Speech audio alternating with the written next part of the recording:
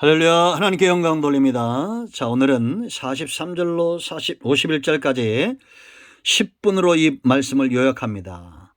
처음부터 듣지 않은 분들은 이 10분 영상에도 반복해서 들으세요. 왜냐? 할례가 굉장히 중요합니다. 그 의미를 아는 것이 굉장히 중요합니다. 기도합니다. 하나님, 영광과 감사와 존귀가 하나님께 있습니다. 온 마음으로 하나님을 사랑합니다. 주의 백성들이 이 음성 가운데 있습니다. 종을 낮추시고 겸손하게 하시고 성경을 임의로 풀지 않게 하시고 오직 말씀의 통로만 되기를 원합니다. 종의 입술을 지키시고 눈을 지키고 귀를 지켜 주시옵소서. 하나님의 지혜와 능력으로 이 말씀을 열어주시기를 원합니다. 예수님의 이름으로 사모하며 축복하며 취하며 기도합니다. 아멘. 할렐루야. 자, 지금까지 착실하게 이 말씀을 들은 분들은 이 말씀이 잘 정리가 될 겁니다. 구원은 뭐냐? 출애굽입니다. 한번 따라합니다. 구원은 출애굽이다. 몸과 마음이 온전히 하나님께 속하는 겁니다. 그러니까 여러분, 하나님은 두 가지 일을 하시는 거예요. 먼저 몸을 우리를 이끌어내시고 두 번째는 마음을 이끌어내는 걸 하시는 겁니다. 이게 첫 시간 다 얘기했죠. 1장부터 12장까지 몸을 이끌어냅니다. 이제는 이들의 마음을 이끌어내기 위해서 할례 받은 백성, 언약 백성, 아브라함처럼 하나님의 약속을 기다리지 않고 자기 생식 능력을 의지해서 이스마엘을 낳는 이런 삶의 칼을 대도록 이제는 하나님께 온전히 순종하는 삶을 살도록 그렇게 지금도 하나님은 다루고 있다. 똑같습니다. 여러분, 우리가 마음의 염려와 근심과 걱정과 시험됨과 시기와 질투와 육성, 이 모든 것들을 다루기 위해서 하나님은 모세를 보낸 것처럼 김동환 목사를 세워 출애굽기 말씀을 여러분에게 주시는 거예요. 그러니까 여러분, 우리 교회는 큰 나무로 했죠. 상처받은 영혼들이 돌아와 회복되는 거예요. 교회 안에서 우리가 복을 누렸는데 시험든 백성들이 많습니다. 왜 그러겠어요? 마음이 출애굽돼야 됩니다. 여러분들을 핀잔 주거나 나무라는 것이 아닙니다. 과정 가운데 있는 거예요. 우리는 광야 40년까지 갈 필요가 없어요. 여호수아 갈렙은 불과 2년이 채 못 돼서 민수기 13장에서 자기 옷을 찢습니다. 이게 할례 받은 자예요. 대신 죽겠다는 겁니다. 하나님, 이 백성을 살리고 차라리 나를 죽여달라고 출애굽기 32장 32절에 대로 모세처럼 여호수아 갈렙이 하나님 앞에서 하나님과 백성 사이에 서서 자신들의 옷을 찢어요. 이거는 자신들의 가슴을 찢는 거죠. 하나님께 드림이 되는 겁니다. 여러분 잘 아시겠습니까? 할례 받기 위해서는 반드시 죄와 사망의 문제가 해결돼야 되는데 내가 의지하는 모든 것들을 다 잘라내야 되는데 그럴 때 성령이 우리를 인치시는 겁니다. 이런 구원의 감격 속에 할례 받은 축복 속에 참여하지 못하는 세 종류의 사람들이 있다고 그랬죠. 그들은 이방인들, 하나님을 거부하는 자들, 성령의 인침을 거부하는 자들입니다. 거류인들, 타고난 품꾼들, 자신들의 이익을 위해서 하나님 나라 백성으로 이 땅에 나그네로 사는 것이 아니라 하나님 나라의 삭설 사모하는 것이 아니라 세상의 삭설 사모하기 위해서 하나님의 복음과 이 교회를 잠시 잠깐 머물러 있는 자들이에요. 이런 자들을 제가 숱하게 만나봤다고 그랬죠. 이런 삶에서 떠나야 됩니다. 우리는 이방인이 아니에요. 성령의 인침을 무엇보다 소중히 여겨 죄와 사망의 문제를 해결한 존재들입니다. 세상에서 기꺼이 하나님 나라를 소망하며 이 땅에서 나그네로 살기 원하는 저 멀리 배는 나의 시온성 찬양하고 노래하며 내 소망은 주님께 있습니다. 사모하며 살아가는 자들, 누가 이들을 이 땅에 묶어놓겠습니까? 물질이요? 재물이요? 아닙니다. 세상의 명예와 권력이요? 아닙니다. 이것에 노예가 된 자들은 추해지잖아요. 여러분, 대선 후보들 잘 보세요. 누구 얼굴에 빛이 나는지 영적으로 분별하시. 잘 누가 세상의 노예고 누가 탐욕의 노예가 되고 있는지 누구라고 얘기하면 선거운동 되니까 우리가 기도하고 잘 분별해야 됩니다. 저는 확신하건대 분명히 하나님이 다음 대통령 세울 사람 하나님이 이미 준비해 놓고 있다고, 다윗을 준비하듯이 준비하고 있다고 분명히 확신하고 있습니다. 기도하며 여러분들이 그 사람이 누구인지 알아야 돼요. 이게 왜 중요하다고 했습니까, 여러분? 그 시대 그 백성들에게 합당한 사람을 하나님이 그 시대에 세우는 겁니다. 우리가 하나님 보시기에 매맞을 만하면 그런 잘못된 사람, 우리가 볼 때 과거에 매 역할을 했던 사람들 있잖아요. 그런 사람 세우는 겁니다, 하나님이. 그럼 우리가 하나님 앞에 바로 서면 하나님은 이 시대에 다윗 같은 성군들을 보내실 겁니다. 그러므로 대선주들 욕하지 말고 내가 다윗 같은 성군을 만날 준비가 됐는지를 먼저 생각하세요. 왜 거꾸로 자꾸 생각하니까 자꾸 정쟁이 일어나고 파당이 일어나고 하는 겁니다. 내가 다윗 같은 성군을 만날 만한 사람이 되면 하나님은 이 시대에 세종대왕 같은 사람을 보내실 줄로 믿습니다. 다윗 같은 성군을 보내실 줄로 믿습니다. 아멘. 어떻게 뭐라 했어요? 우리의 신앙생활이 어때야 됩니까? 한 집에서 이 복음을 귀하게 여기고 밖으로 함부로 굴리지 말라는 겁니다. 속된 말로.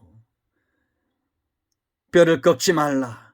평등하게 누구든지 예수 그리스도 안에서 하나 되고 평등하게 의무조항으로 이걸 지켰다라는 겁니다. 아멘. 지금도 여러분 우리는 세상 그 무엇보다도 복음을 귀하게 여겨야 됩니다. 왜 이 복음과 이걸 함부로 세상으로 굴리고 교회 안에 세상에 잡다한 것들이 들어오고 그렇게 문을 엽니까? 여러분 오해하지 않고 들으세요. 저는 이 코로나 바이러스 때문에 감사하다고 그랬죠. 우리가 너무 예배를 했죠. 새벽 예배, 수예배, 금요예배, 주일예배 수많은 예배들을 전부 기복신앙으로 드려왔을 수 있다는 겁니다. 또 드려왔다 이렇게 얘기하면 또 한마디 하시는 분들이 있기 때문에 잘 진단해야 돼요. 내가 정말 다윗을 만날 만한 예수 그리스도를 만날 만한 그런 이스라엘 자손인지.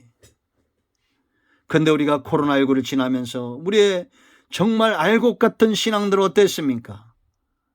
예배를 사모하고 정말 하나님을 영화롭게 하고 그렇게 변화되어졌잖아요. 이렇게 하나님이 우리에게 매를 대시면서 너희 자신을 돌아보라고 하는데도 악을 바락바락 쓰고 교회 안에서 모여서 막 통성으로 기도하고, 여러분 고린도서 14장을 읽어보세요. 미쳤다고 말한다. 미쳤다고 막 방언을 통성을 하고 그러면 믿음이 연약한 자들이 세상에 볼 때 우리가 미쳤다고 할 거 아니에요. 그런 지경까지 왜 우리가 이렇게 욕을 먹습니까? 좀 골방으로 들어가서 차분하게 그렇게 하세요. 왜 백신 안 맞아요? 백신 맞아야 될 중요한 이유를 제가 얘기했죠. 왜? 우리가 생육하고 번성하고 땅을 정복하고 다스리고 바로 다 다스려야 됩니다. 두 번째는 세상으로 오해하지 않도록 우리는 먼저 본을 보여야 됩니다. 죽을까 염려 근심 걱정 죽지 마세요. 여러분 죽으면 천국 하나님께서 우리를 통해서 일하시길 기대하세요. 아멘. 이렇게 여러분 우리가 유월절 규례를 지켜나고 구원을 귀하게 여길 때 우리가 누릴 축복을 좀 축복의 눈이 떠주세요. 그거는 출애굽이에요. 출애굽. 애굽에서 나오는 겁니다. 느부갓네살처럼 사자굴에서 살아나오는 다니엘을 만나고, 여러분 다니엘 같은 사람 만나기 쉽지 않습니다. 제가 여러분 메르겔 총리 얘기했죠. 메르겔 총리 누구 딸이라고 그랬어요? 동독에 교회가 없다는 소식을 듣고 소독에서 교회로 넘어가 교회를 세웠던 목사님의 딸입니다. 그러니까 그런 복을 누리는 거예요. 이런 사람 우리나라에 좀 나오길 바랍니다. 요즘 정말 목사가 욕은 할 수 없고 왜 이런지 모르겠어요. 이상한 분들이 너무 많이 나와요. 이런 여러분 애굽에서 나오는 사람 돼야 돼요. 우리가 자꾸 세상으로 들어가지 마세요. 대마처럼 세상으로 가지 마세요. 애굽에서 나오는 것이 축복입니다. 아멘. 사탄의 권세에서 나오고 어둠에서 나오고 빛 가운데로 나오고 죄사함을 받고 기업을 회복하는 것, 하나님이 그런 계획을 갖고 바울을 보내고 예수님이 이 땅에 오신 목적이 뭡니까? 누가복음 4장 18절 19절 가난한 자에게 복음을 전하고 눈먼 자, 포로된 자, 병든 자 전부 이끌어내기 위해서 이 땅에 오신 거잖아요. 그러니까 여러분, 축복에 대한 분명한 우리가 개념을, 가치에 눈이 떠져야 됩니다. 왜 자꾸 세상으로 더 돌아가려고 합니까? 하나님은 지금도 애굽에서 저와 여러분을 몸과 마음을 다 이끌어내길 원하신다. 지금도 구원의 감격, 이 첫사랑의 감격에 붙들림 받아 이 첫사랑을 잃어버리지 않는 자들이 있습니다. 그것은 뭐냐? 할례 받은 백성, 하나님 외에 의지하는 것들을 날마다 잘라냈어. 영이 맑은 창을 바라보고 하나님이 기뻐하는 일에 아브라함처럼 하나님이 원하시면 기꺼이 아들도 이삭도 재물도 그 어떤 것들도 드릴 줄 아는, 26장에서 여러분 보세요. 이삭이 우물을 파기만 하면, 르호봇과 신나 이런 곳에서 우물을 파기만 하면 그걸 빼앗습니다. 이 재물이에요, 재물. 당시의 우물이 얼마나 큰 재물입니까? 그래도 아낌없이 줍니다. 그리고는 쫓겨나서 산속으로 들어갑니다. 그 산속이 어디예요? 22장에 나오는 맹세우물 부엘세바.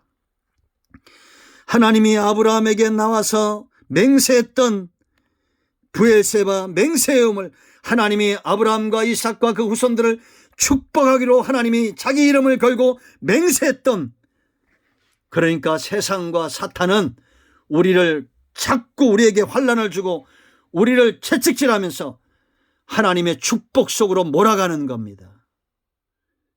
지혜로운 자들이 깨달을 줄로 믿습니다. 그러므로 여러분, 애굽에서 나오십시오. 하나님께로 가십시오. 할례 받은 백성 되기를 축복합니다. 아멘. 기도합니다. 영광과 감사와 존귀가 하나님께 있습니다. 온 마음으로 하나님을 사랑합니다. 예수 그리스도의 이름을 의지하여 간구합니다. 우리가 이 시대에 할례 받은 백성으로 철저하게 하나님 편에 서서 하나님께 속한 백성들 되게 하옵소서. 우리 가운데 병든 자, 마음이 상한 자 있습니까?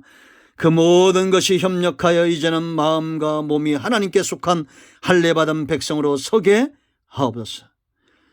모든 질병의 역사가 치유받게 하시고 모든 사단의 역사가 묶이고 떠나게 하시고 온전히 회복되기를 원합니다.